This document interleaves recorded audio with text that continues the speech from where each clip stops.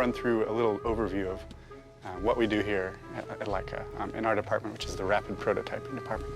We're dealing with the head and the interior of the head and how to get that head to perform everything that the animators, who are our actors, need to perform through this inanimate object. Yeah, and the way that we've been going about it is through replacement animation. What would you say? Replacement animation is a way of individually sculpting multiple different facial expressions. I have no idea what you're talking about. Seriously, where did you learn that? Instead of having to push Neil's lips around and his cheeks and all this stuff with, say, a typical mechanical face, what we do is we just remove the entire face. And then we put on a new one that has just all the changes that we need in it. Can you stop doing that? We'll take a picture of that and then we'll change it a frame at a time. So basically 24 faces would make 1 second of facial animation. And we break those faces in half so eyebrows and mouths can animate separately. That's how you get the most out of your characters. Sort of like a very, very fancy Mr. Potato Head. You can change, you know, the brows, the mouths to get exactly the expression and the performance that you want. I was merely inhabiting the role. And it enables us to bring a level of sophistication, a level of expressivity that we really haven't seen in the medium before. The old way you would do replacement animation was individually sculpting as minimal as 80 faces, as many as 800 different facial expressions. So over the last couple years, they've come up with very inexpensive and quick ways to take a computer design and 3D print it.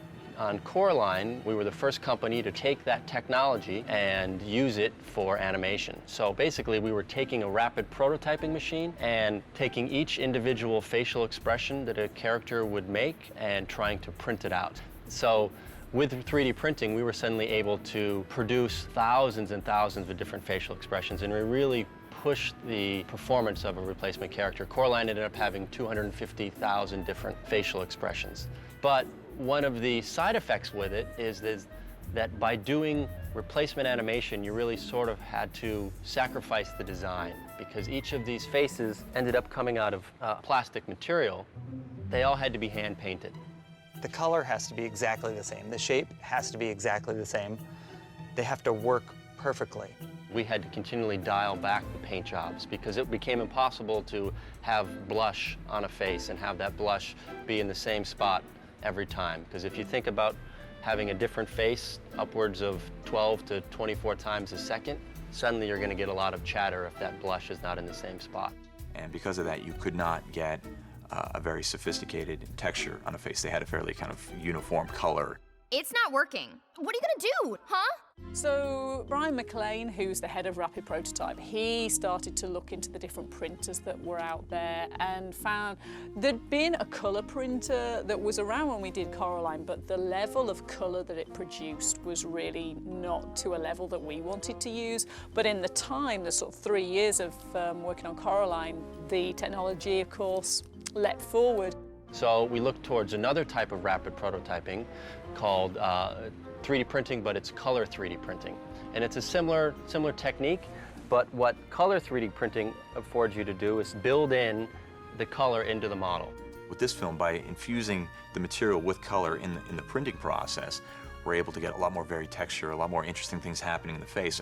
You know, so Coraline had 13 freckles, Neil has thousands, and that allows us to have greater verisimilitude. One of the other interesting things about the faces is because the color is baked in, we suddenly get this beautiful skin tone, beautiful skin-like quality. When the light hits the surface, it actually absorbs into it like it does human skin, rather than bouncing off it. And you'll see light shining through the ears, like you would do if somebody put a light behind a human being. And so it really does give these characters a new life that we haven't seen before. For real. So when we get the model approved and it goes to a CG animator, they're actually creating in the computer each individual facial expression. This happens to be sort of a snarl mouth. They'll create a yell mouth. They're also sculpting the in-betweens to get from this to this face. They bring all that stuff into the computer and print it out on a printer, So the printer goes along and it lays down a little slice, really thin layer of powder. And what is that thickness? It's, what, 7 times thinner than a human hair? It's stupidly small. And then the printer comes back along and lays down another layer on top of that one, which fuses on top. And onward and onward, the table keeps dropping away, more and more layers appear until eventually you have a 3-dimensional object. Something like this? Yeah, something like this. And here's an example of a part that has just come off the printer. It's sort of encased in this very soft powder, almost like flour. We keep trying to get him to switch over to powdered sugar. So we could eat it? Yeah, deliciousness. And once you wash away and blow away the powder, and you take that face and you dip it into a super glue absorbs and really brings out the color.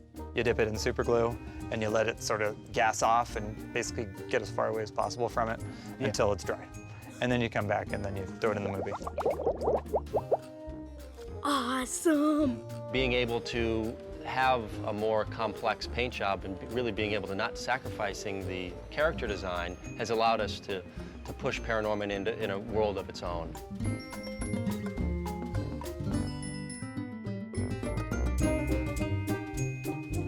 Rapid prototyping really has been the biggest technological advance in the medium in a generation.